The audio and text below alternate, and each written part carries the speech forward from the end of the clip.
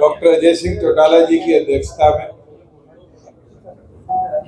Bridge Sharma ji प्रदेश अध्यक्ष के नेतृत्व में सभी 22 के 22 जिला अध्यक्षों और पार्टी के प्रकोष्ठों के प्रदेश अध्यक्ष प्रदेश प्रभारियों की बैठक हुई। इस बैठक में प्रकोष्ठों के सभी 22 जिलों के जिला प्रधानों के नाम पे चर्चा भी हुई, नाम फाइनल भी हुई। आगामी 18 तारीख से लेकर 23 तारीख तक सभी जिला कार्यकारिणियां जो आज डिस्कस होकर फाइनल हुई है, जिला दर जिला करने का काम करेंगे। उसके साथ साथ 23 तारीख तक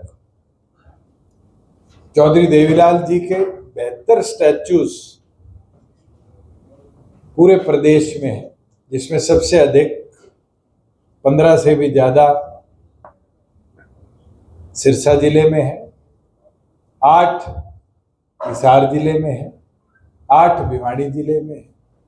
इस तरीके से चिन्हित कर उन सब के अंदर अगर कहीं बारिश की वजह से किसी तरह का खरपतवार उगा हुआ है, उनकी सफाई, कई जगह सीमेंट के स्टैच्यूज बने हुए थे, वहां डैमेज भी हुआ है, उनकी रिपेयर, रीपेंटिंग।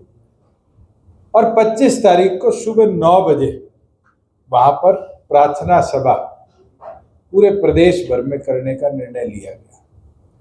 उसके साथ साथ डॉक्टर अजय सिंह चौटाला जी ने सुझाव भी दिया है कि जिला स्तर पर, क्योंकि स्वर्गीय चौधरी देवीलाल जी का 112वां जन्म दिवस ये है, तो 112, क्योंकि हमारे 90 हल्के और 22 जिले लगते हैं, 112 कार्यक्रम पूरे प्रदेश भर में पार्टी करने का काम करेगी। और साथ में जो आज चौधरी देवीलाल की विचारधारा में उनके संघर्ष के साथी रहा है और जीवित है, चाहे उनने चौधरी देवीलाल के साथ इमरजेंसी के दौरान जेल काटी हो, चाहे चौधरी देवीलाल जी के साथ कटला रामलीला मैदान से लेकर दिल्ली तक पदयात्रा करी हो, चाहे पूरे देश के अंदर रथ यात्रा करी हो, उन सभी साथियों को 25 तारीख को सम्मानित करने का काम भी जननायक जनता पार्टी करेगी।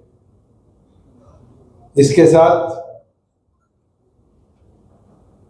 क्योंकि कल एक बड़ा इंपॉर्टेंट फैसला सुप्रीम कोर्ट ने दिया है SIR पर, सभी जिला अध्यक्षों को आज आदेश दिए गए हैं कि वो तुरंत प्रभाव से अगले 5 दिनों के अंदर बूथ लेवल एजेंट पार्टी के बनाकर और डिस्ट्रिक्ट इलेक्शन कमीशन को सबमिट करने का काम करे कि SIR का जब हरियाणा में प्रोसेस शुरू हो तो जो सरकार के BLO होते हैं उनके कार्य की मॉनिटरिंग के लिए जननायक जनता पार्टी का बूथ लेवल एजेंट भी पूरी तौर पर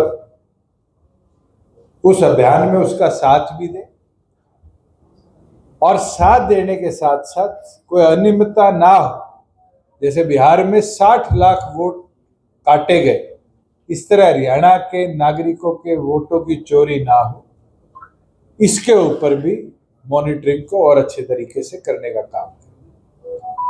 इसके साथ साथ हमारी जो हल्का कार्यकारिणियां हैं उसके विस्तार पर भी चर्चा हुई, और जैसे जैसे जिला कार्यकारिणियां अनाउंस हो उसके साथ साथ हल्का कार्यकारिणियां भी हल्का प्रधानों की अध्यक्षता में जिला अध्यक्ष जाकर घोषित करने का काम करेंगे।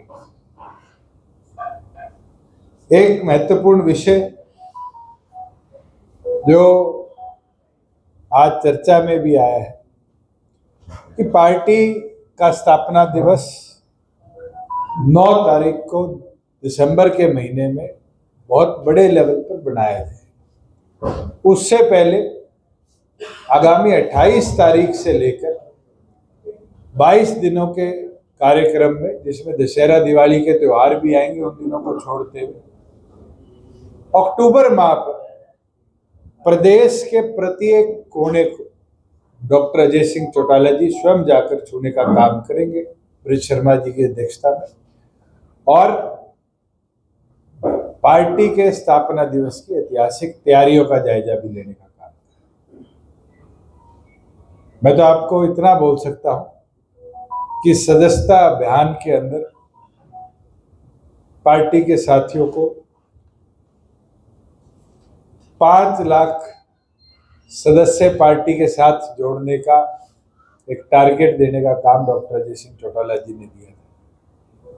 और मुझे खुशी है कि इस अभियान में जींद, रोहतक और दादरी ऐसे जिले हैं जिनने 100% मेंबरशिप अभियान को अपने जिले में कंप्लीट भी कर लिया टाइमली, और बचे जिलों के अंदर भी 85% तक कार्रवाई पूरी है।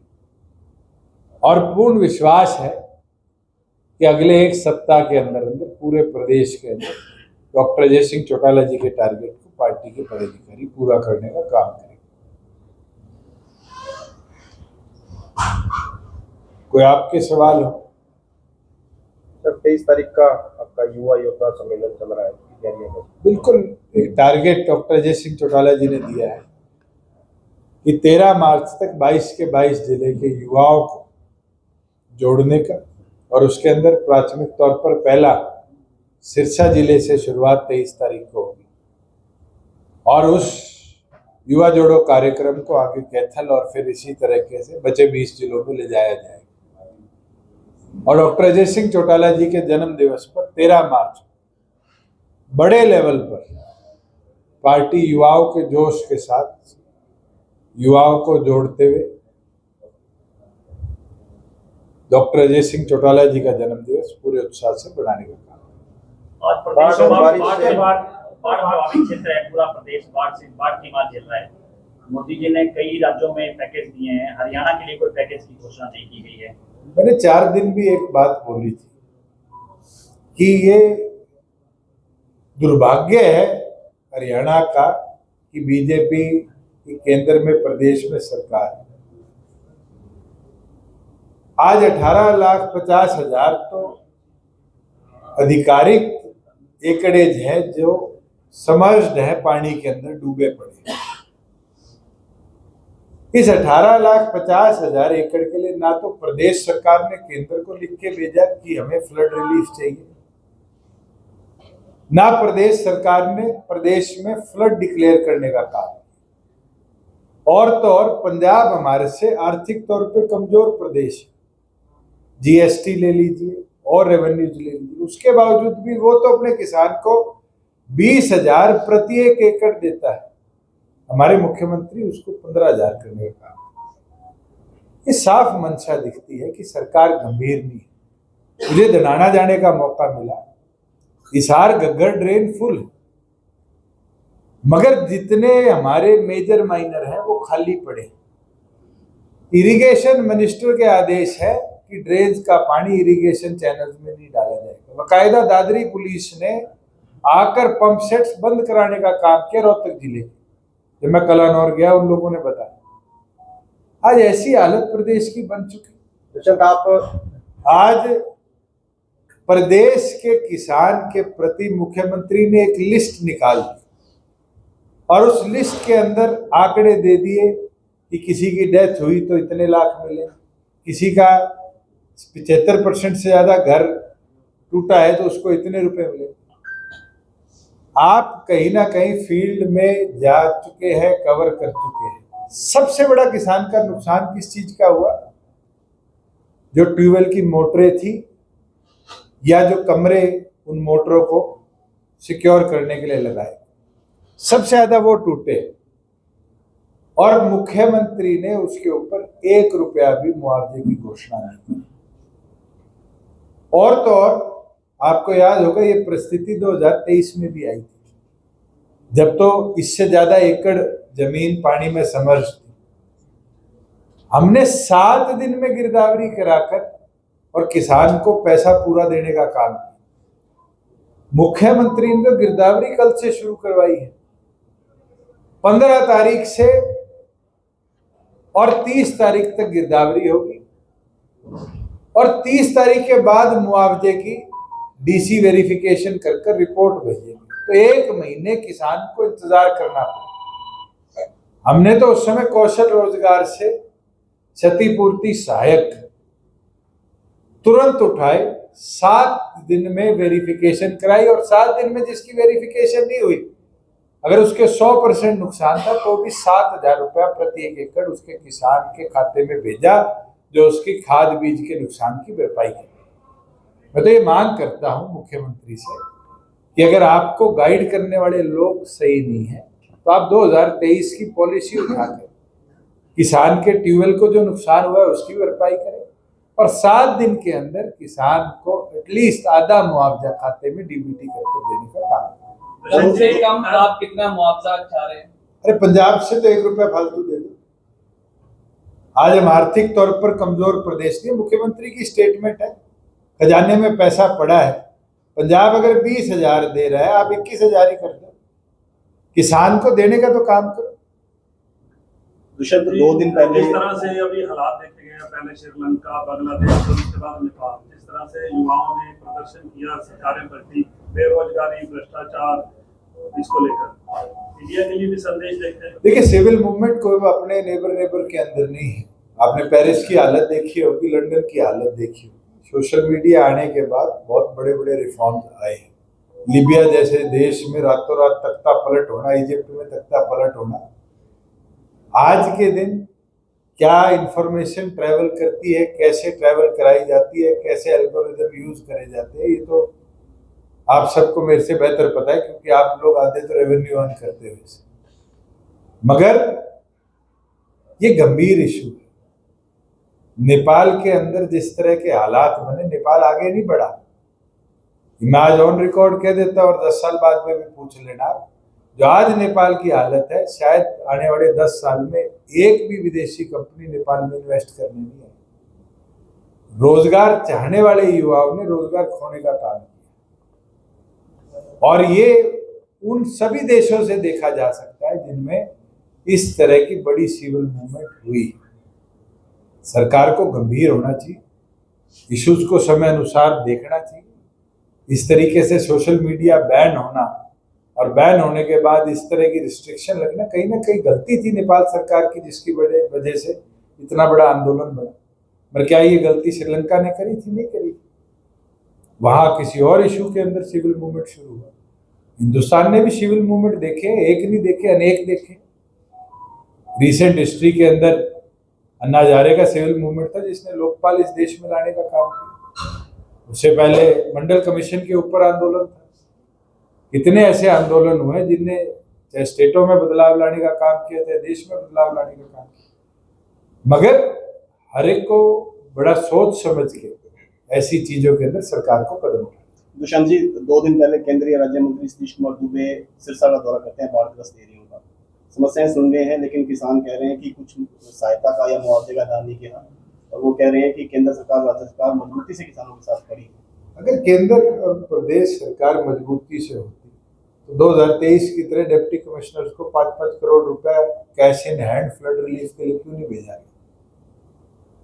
मुझे याद है जब हम इलाहाबाद तक घग्गर के बांध पर गए थे तो वहां पर डिप्टी कमिश्नर्स ने सभी सरपंचों को, पंचायतों को डीजल का पैसा दिया हुआ था। बहुत कम जगह किसानों को अपनी जेब से डीजल लगाना पड़ा। इस बार तो सबसे बड़ी मांग यही आई किसानों की कि हमें डीजल दे दीजिए। अगर दुबे साहब और सैनी साहब इतने गंभीर थे तो ये व्यवस्था बनती नहीं कि आपके जहां आप बैठे हो यहाँ से 10 किलोमीटर दूर घर का बांध टूटा, क्योंकि जो स्टोन पिचिंग होनी चाहिए थी वो समय अनुसार कराई नहीं। आप पूरी यमुना का तट उठाकर देख लो। हरियाणा में तो फिर भी फरीदाबाद, पलवल में कई गांव बाढ़ग्रस्त हुए। एक जगह पानीपत के पास यमुना ने ब्रीच किया। उत्तर प्रदेश की सरकार ने अपने पूरे तट को इतना स्टोन पिचिंग से मजबूत कर रखा, कहीं नुकसान नहीं। 25 सितंबर को रोहतक में आईएनए की रैली कर रही है ताऊ देवीलाल जयंती को लेकर। बड़ा दावा किया जा रहा है कि ऐतिहासिक रैली होगी और काफी भीड़ इकट्ठी होगी। मेरी शुभकामनाएं। जो चौधरी देवीलाल का सम्मान है सबको करना चाहिए, आप भी करोगे, वो कह रहे हैं आप रैली में नहीं जाओगे तो आप अपने घर में चौधरी साहब की फोटो के आगे फूल चढ़ाओ।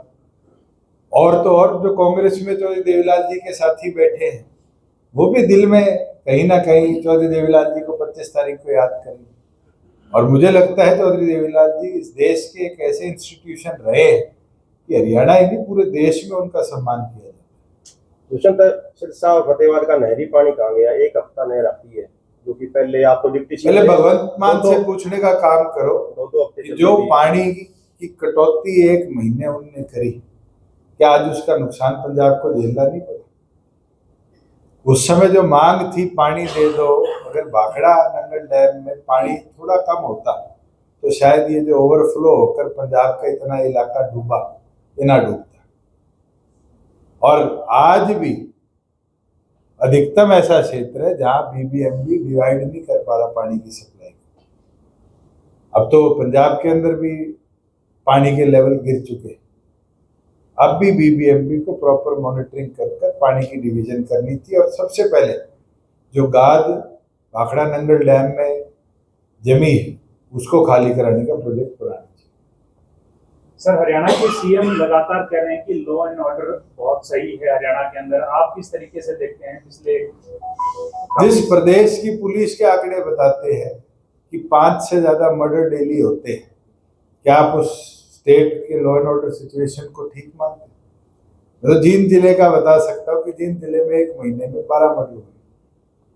अगर आप सिरसा का आंकड़ा उठाएंगे तो लगभग यही आंकड़े सिरसा में। तो क्या लॉ एंड ऑर्डर को आप ठीक मानते हैं? जब पुलिस का भय खत्म हो जाए तो मुझे नहीं लगता कोई प्रदेश का लॉ एंड ऑर्डर ठीक है। और ये तो वो डिस्ट्रिक्ट्स बता रहा हूं जिनमें लॉ एंड ऑर्डर पहले इतिहास में ठीक रहा है। आज गुड़गांव सोनीपत के आंकड़े अगर आप उठाकर देख लो, कितनी फिरौतियां आई, कितनी किडनैपिंग हुई, कितने मर्डर हुए, कितनों के घरों पे गोलियां चलाई गई। तो मुझे लगता है जो हालात हम पिछले 1 वर्ष में पंजाब की देख रहे थे उससे बदहाल हालत आज हरियाणा की। सर, सरकार लगातार मैराथन कर रही है नशे को लेकर, सिरसा में डावाली में, सिरसा में, लेकिन नशे से मौतें हैं वो अभी भी हो रही है। अभी 2 दिन पहले रानिया में मौत हुई। देखो ये एक ऐसा टॉपिक है, मैराथन करे नहीं रुकेगा, योजना बनाए नहीं रुकेगा। अगर हम सोसाइटी एक होकर इसके खिलाफ लड़ना शुरू करेंगे तभी जाकर इस व्यवस्था को रोक पाएंगे। और सरकार विफल रही है कि सोशल इंस्टीट्यूशंस को इन्वॉल्व नहीं कर पाई इन सारी प्रक्रिया के। अगर सरकार सोशल इंस्टीट्यूशंस को लेकर चले और खास तौर पर जितने प्राइवेट स्कूल्स आज आ चुके हैं हमारे यहाँ, उनके बच्चों के अंदर जागरूकता नहीं फैलाएगी, आने वाले समय में ये चीज बद से बदहाल है।